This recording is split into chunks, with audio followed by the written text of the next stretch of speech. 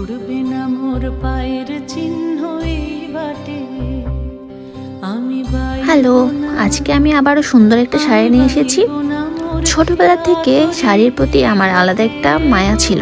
সবসময় আমি শাড়ি পরতে চাইতাম। মায়ের প্রত্যেকটা শাড়ি আমি তো পরেই নিতাম সবসময় ছোটবেলায়। তো তার মধ্যে জামদানির প্রতি তো আমার আলাদা একটা দুর্বলতা আছে। এই শাড়িটা যখন দেখেছি তখন আমি আর অন্য কোনো শাড়ির দিকে তাকাইনি। এই শাড়িটা আমার এত বেশি পছন্দ হয়ে গেছে যে আমি না নিয়ে থাকতেই পারিনি, নিয়ে নিলাম। তো বিয়ের পরে প্রথম পহেলা বৈশাখে এই শাড়িটা আমার হাজব্যান্ড আমাকে গিফট করেছিলেন। তো উনি গিফট করেছেন মানে আমি পছন্দ করে নিয়েছি। আমার অলওয়েজ নিজে পছন্দ করা জিনিসটাই সবসময় বেস্ট লাগে। কেউ যদি আমাকে কোনো শাড়ি গিফট করে বা আদার্স কিছু আমার কখনো পছন্দ হয় না। আর তারপরে কি করব, গিফট যেহেতু করে তো রাখতেই হয়। তো এরপরে দেখেন আমি শাড়িটা খুব সুন্দর করে পরে নিয়েছি। আর আমার এই জামদানি শাড়িটাতে কোনো ব্লাউজ পিস ছিল না, কিন্তু আমি আলাদা করে ব্লাউজ পিস বানিয়ে নিয়েছি।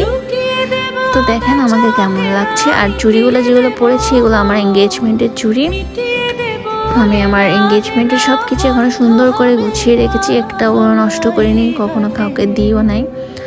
তো আস্তে আস্তে সব কিছু আপনাদের সাথে শেয়ার করব। আর কেমন লাগছে অবশ্যই জানাবেন। সবাই ভালো থাকবেন। ধন্যবাদ সবাইকে, টাটা।